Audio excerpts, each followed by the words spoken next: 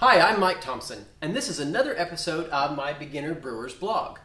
I've just completed my somethingth batch, and I'd like to share some of the stuff that I've learned so far.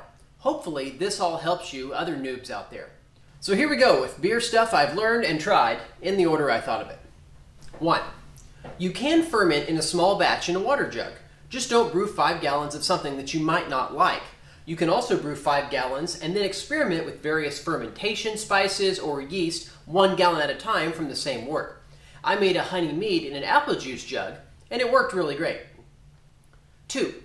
I've made my own airlocks. You can download the files for yours as well. 3. You can cap twist off bottles with the wing capper if you're careful. Number 4. You can cap anything with this. It's like the Ferrari of cappers. Number 5. You can still make a lot of little mistakes and end up with a really good beer. 6. You can reuse twist-off caps. Number 7. If you're bottle conditioning, don't drink from the bottom of the bottle. Pour your beer and leave that last quarter inch of yeast in the bottom. You won't get 12 ounces, but you'll get 11.5 good ones.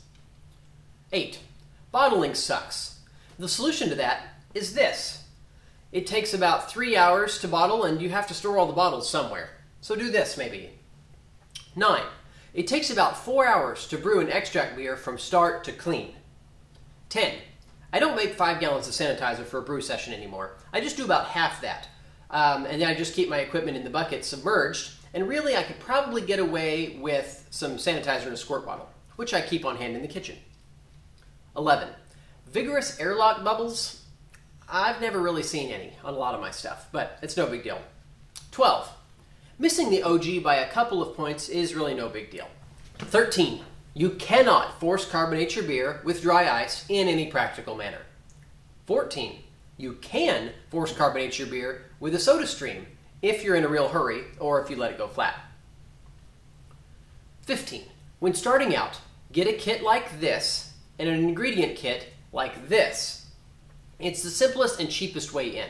You can always add stuff later, as I have, but brew a couple of batches first to make sure that you like it before you go bigger. 16. I'm probably never going to go all grain unless I have to. Okay, make fun of me now. But you know what? I want to be able to brew beer myself in the minimum amount of time with the least amount of effort. Extracts are technically perfect and take a huge uncertainty out of the equation. Even you all grain guys aren't fermenting or you're not malting your own grains, are you? Alright, so moving on. 17. I love my buckets. I'm never going to go glass because of the teeny tiny little necks and the chance of it breaking. I have a couple of destructors around the house, as you guys know. Number 18. So, I moved on to kegging after my 5th batch, I think it was, and it's so much simpler. This way I only clean 1 large bottle, and there's no sediment in the bottom of my glass. The kegerator video is on there somewhere. 19. Don't individually prime your bottles. Mix your priming sugar into the bottling bucket and stir it around very carefully. You're more likely to achieve even carbonation this way, and I learned this one from a friend rather than making the mistake myself. 20. If you're going to cool your wort with an ice bath, you'll need about 20 pounds to get it done quickly for a 3-gallon boil. So get some ice from the store and keep it in a cooler or in a freezer on brew day. I used an ice bath twice before I hated it enough to build my own wort chiller. Speaking of wort chiller, I hooked mine up to a pump and ran ice water through it and circulating. It saves a ton of water and it's awesome. 22. You need an auto siphon on day 1. I didn't have it for my first batch and oh my, how I wish I did. 23. It won't be long before I buy a gas burner to brew outside or here in the garage. The stove is slow and underpowered for boiling 3 gallons of water, and I'll never be able to go all grain if I do without an external burner. So that's why I always steep my grains in a 6-quart pot and then get 2 gallons boiling at the start of the brew session. It takes that long. If I steeped everything in my brew pot and then added water to bring it up to a boil on the stove, it'd be tomorrow. 24. I made honey mead and fermented that in an apple juice bottle with a homemade airlock, and it worked just fine. It tasted like a dry white wine, which I actually don't really care for. 25. I added more water on 1 batch to bring it up to 5 gallons.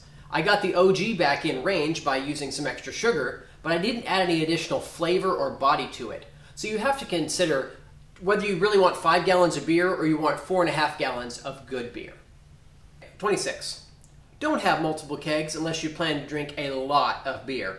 Unpasteurized beer doesn't last forever, and so having several choices around in 5-gallon batches means you'll need to drink an awful lot of beer. I bet you can find help though.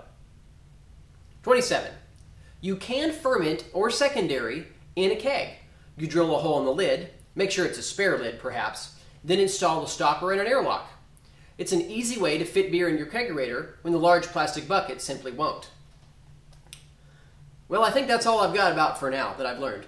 Hopefully these tips help you guys out, and I'm constantly learning new things. Even though I've been brewing for several years now, I consider myself a beginner still, but I wouldn't have it any other way. This is all still really fun, and so I'm still at it. But go ahead and subscribe if you haven't already. I'm Mike Thompson, and thanks for watching.